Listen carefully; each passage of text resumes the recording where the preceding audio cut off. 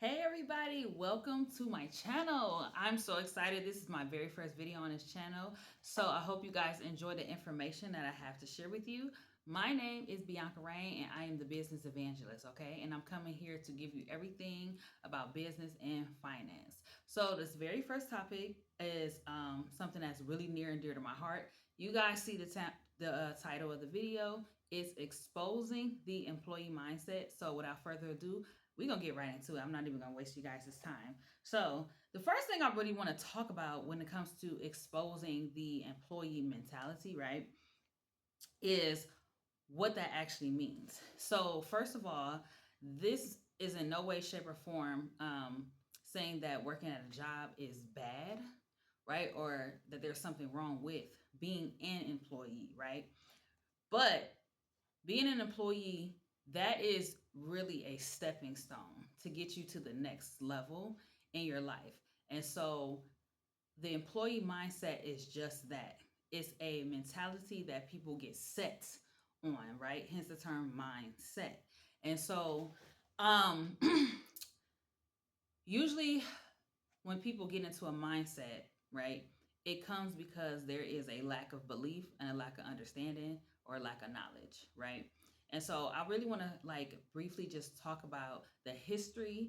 And this is not the full history, but this is, I would say, more so in recent history, where our modern day employee mindset came from for most Americans, right? I don't know about people in Europe or Asia, right? I live in the United States of America, so I know, you know, what goes on, what went on here in this country. And so, um, the first thing I want to talk about that I just recently, I mean, I knew for a while, but I had to do my own, research and get my own understanding. And I have always, not always, but I would say for the last 10 years of my life, maybe 10 or 12 years of my life, I was just like realizing to myself, like, how come the public school system didn't teach us about money, right? How come the school system didn't teach us about how money works, financing, how to budget, how to start a business, um, how to balance a checkbook, just certain things like that, right? Now that's just one example. I also, was thinking like, well, I feel like schools should teach, children communication skills, right? Not just so they can speak in public, but also communication skills as far as like in relationships, right? Like conflict resolution. And so it's like, well, where is that? Because as we grow up in this life, we have to communicate with people, right? And I know like a lot of adults really don't know how to resolve issues, right? It's easier just to throw up the deuces and peace out than it is to work out a situation, right? So that's just another example, right? But in on this channel, I mostly am going to focus on finance and business because I am an entrepreneur. I have had an entrepreneur mentality really my whole life, but I do have experience of working at a job. And for a long time, I was somewhat comfortable working at a job, not because I wanted to be there, but it was just there is a fear of the unknown and things that you don't fully understand, right, or know how to explain. So when it came to stepping out into business, that's another level, right? Especially because there's not really many people around me that have a business, right? I mean, now, yes, but growing up, I didn't know anybody personally that had a business that what was actually, willing to show me the ropes. The people who own the local corner store, they have their business, right? But I'm not related to them, so it's like that wasn't just really on their radar, you know. And I do want to say one more thing before I get into, the history of the employee mindset and all of that is really the purpose of my channel. So in this channel, I talk about business and finance on this channel because not just for the sake of being rich so you can buy a bunch of stuff, right? Material things are good, but purpose is better. And so the reality is, everybody on this planet, your own personal life serves a purpose, and then you also serve a purpose to serve other people. That's the deal. And so if you, for example, believe that you're called to help rescue people who have been in sex trafficking, right? Then you're gonna need some funds to help make that happen, right? Because you're gonna probably need to hire some people who are willing to come alongside you. You may need to provide, right? And when you successfully rescue these women, and some men too, and young boys also unfortunately get sex trafficked as well, right? So you're gonna need maybe a house or something like that to put them in, right? Because you don't want to just rescue them and say, all right, you're on your own now. We glad you got free, right? They're gonna need some drug rehabilitation because sometimes they get addicted to drugs. They're gonna need mental and emotional support, right? They're gonna need a lot of different resources and aftercare after rescuing them from those types of situations. So things like that need to be funded. So that is my objective of this, not only just this video, but this channel, period.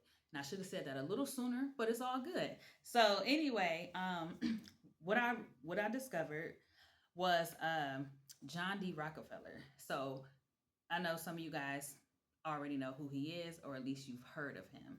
And he had a lot of influence in the school system. So I'm gonna read something from a website. It is from jpt.spe.org.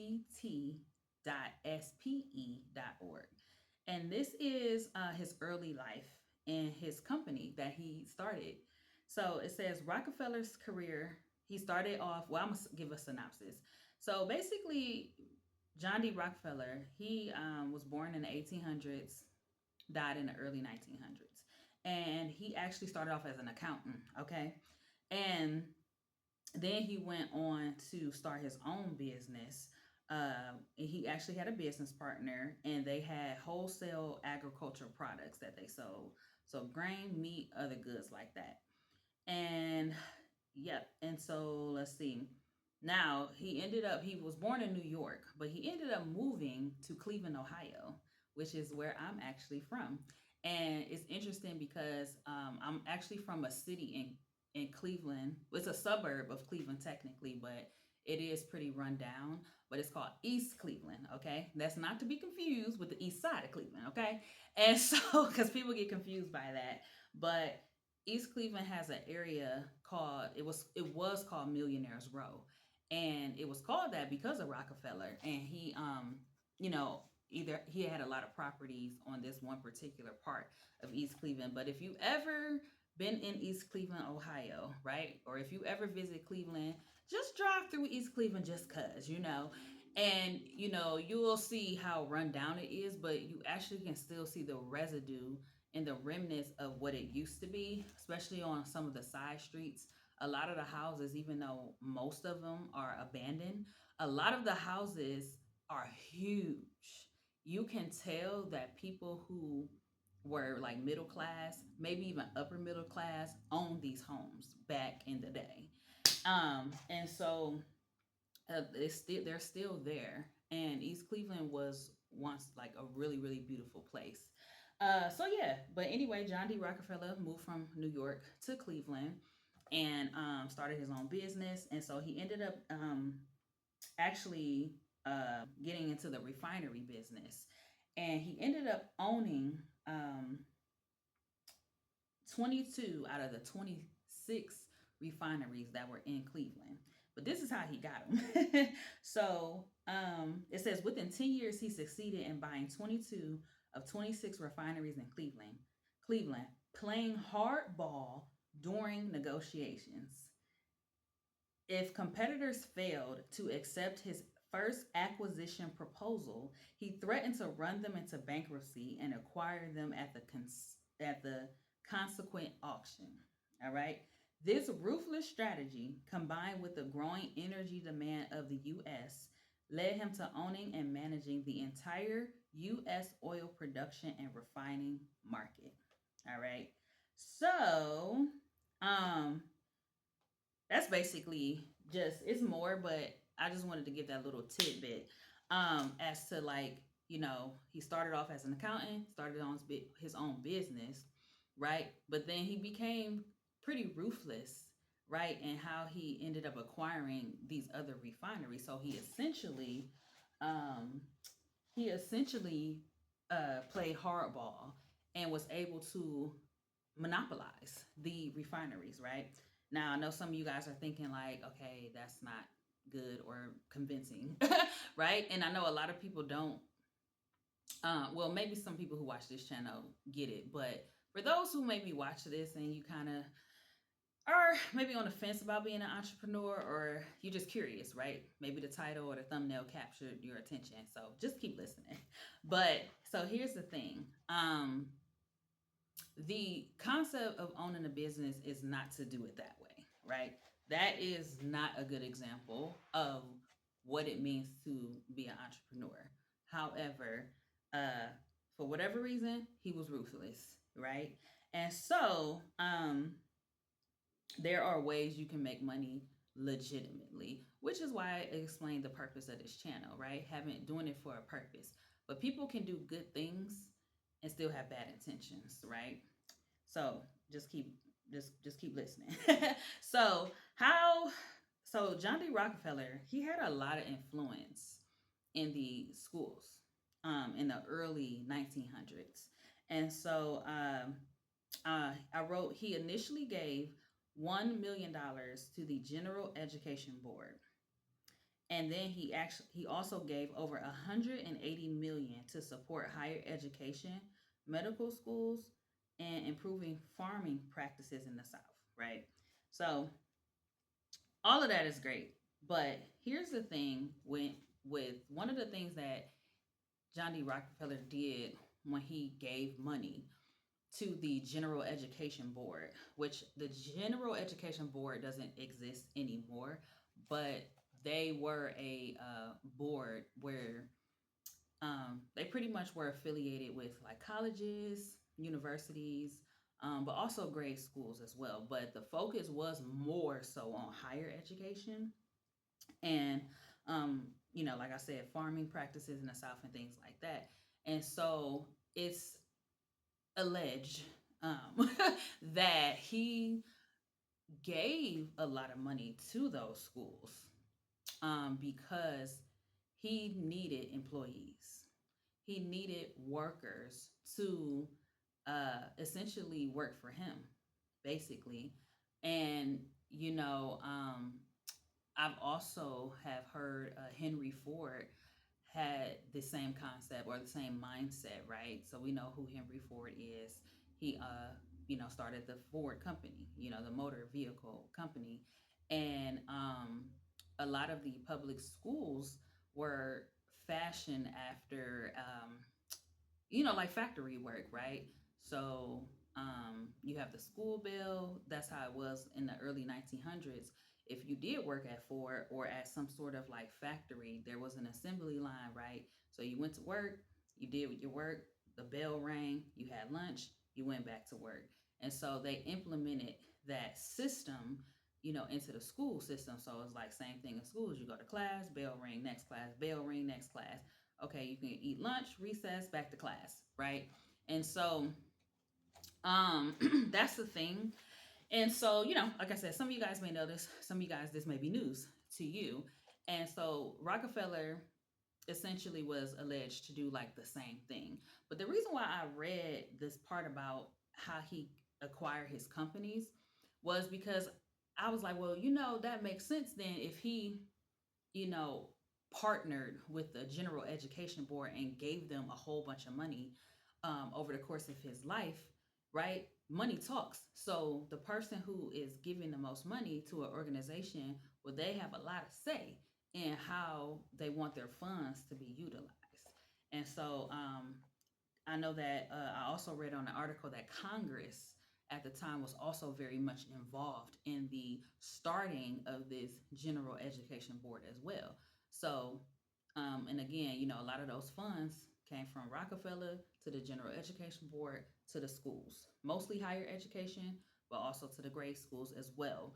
And so, um, so it makes sense, why, back to my first point, like, how come, I'm sorry, guys. So it makes sense where it's like, okay, why? You would think that somebody as an entrepreneur would actually take their money to fund and help others do what they did, right? But not if you're greedy, right? Not if want, you have an agenda, right? And you want everybody to be a worker. And what better way to keep people in the employee mindset than is to, start them off as children, right? And get them into that mindset in kindergarten, first grade, all the way up to college, and then throughout those whole 4 years, right? And then, like I said, he also donated a lot of money to medical schools as well. So of course, if you go to school to be a doctor, right, then you have to um, not only do your 4 years of undergrad, but then you go on to medical school. So there's like a conditioning from the time you go from K all the way to you are in your mid to late 20s of aspiring to be a worker. And so, and the thing about it is, I understand now why back in the, when I was younger, college, was pushed on me so hard by society. It wasn't really my parents, but through society, it was pushed so hard. And I'm like, okay, that makes sense as to why. So, um, anyway, what else I wanted to talk about? So,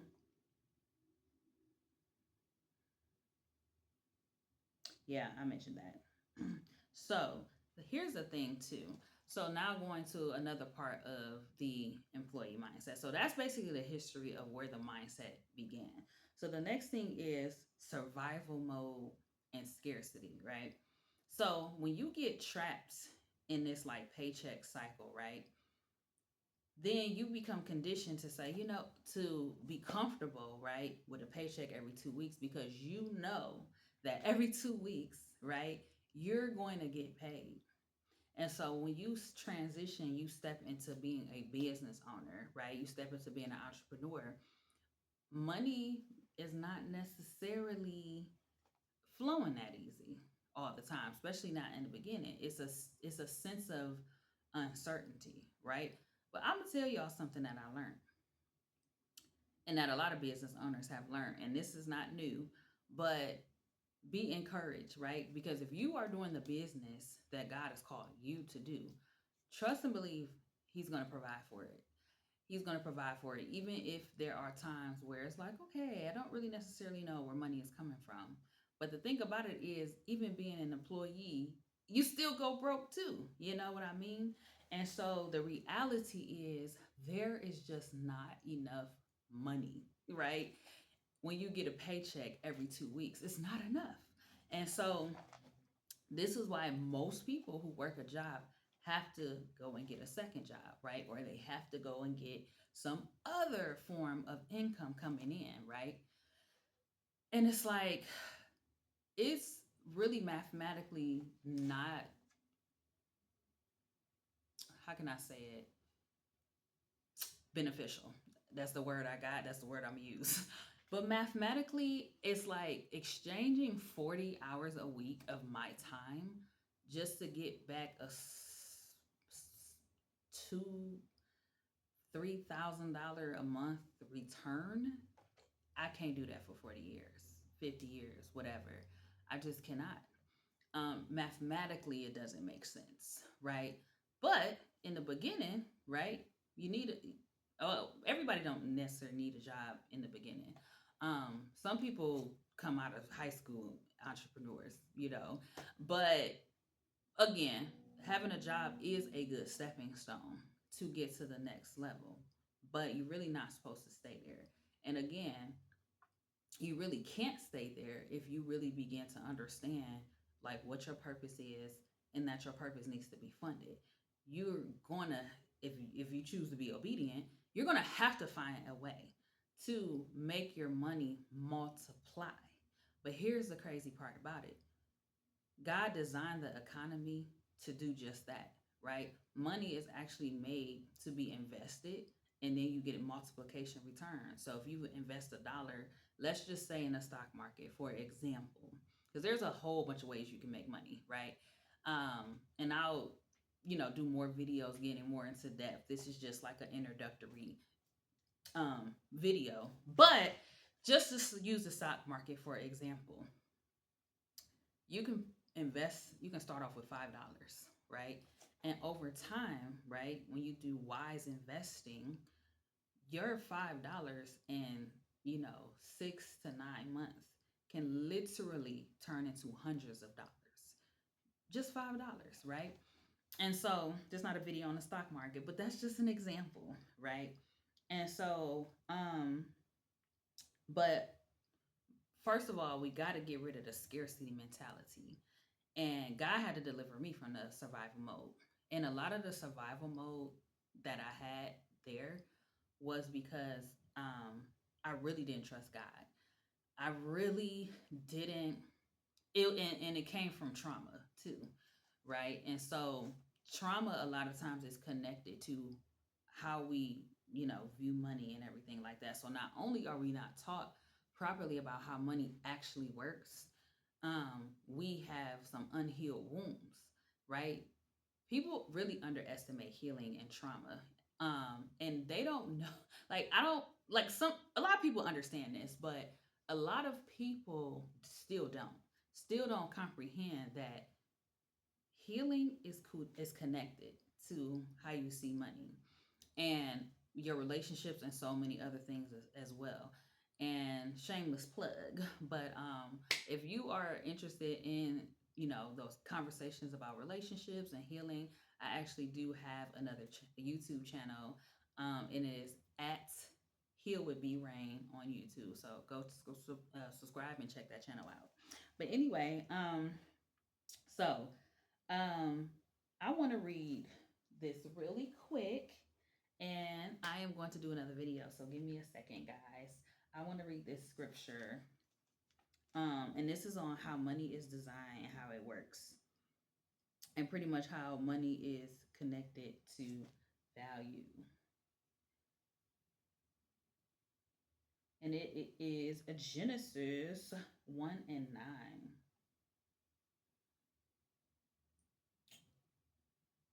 Tell y'all the Bible.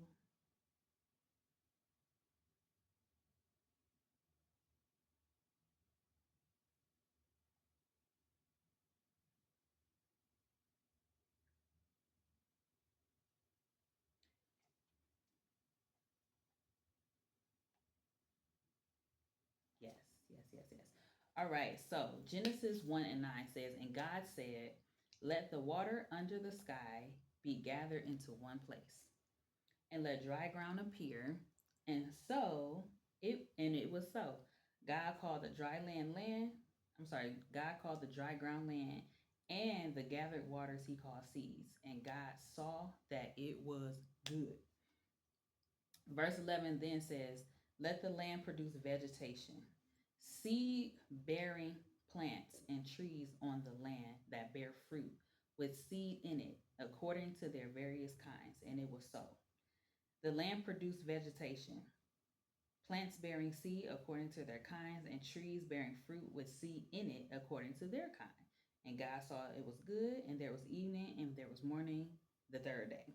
Right? So here's the thing. Like, when God created seed, right? And so literally when you plant an apple seed, you're gonna get an apple tree, and then the tree is gonna produce fruit. And when you bite into the apple or you cut the apple open, it's a whole bunch of other seeds in there. And then you take those seeds and then you can replant those seeds and create more trees. And it is a never ending thing. And the economy, money works exactly the same way, right? But remember earlier, I said, you have to invest your money in something, in a wise investment, right? And that comes with education, which again is what we didn't get in school. And I don't even necessarily know if I believe if school should have taught us that. I mean, I don't really put a lot of responsibility into the public school system anyway. I feel like a lot of things our parents should be teaching us, whether you send your kids to public school, private school, homeschool. Parents still, it's certain things that parents should be instilling in their kids, regardless of where they choose to send their kids. Honestly, but the reality is most of us went to public school, and most of us do not have this information, even though it actually is right in the Bible. But everybody don't read the Bible, nor does everyone believe the Bible. So the thing about it is, I'm just doing my little small part in the world, because these are questions I begin to have, and I go right to the source, period. And God is the source of everything. And so when I realized that, because I asked God, I was like, well, how does money work? Right? Because I had a scarcity mentality. Like, so even though I knew I was called to be an entrepreneur, I was like, okay, I can't have a scarcity mindset and be an investor or have a business or create an invention or whatever, right? I'm like, where's this mindset coming from, right? And like I said, one is trauma, but then the other thing too was really just a lack of knowledge.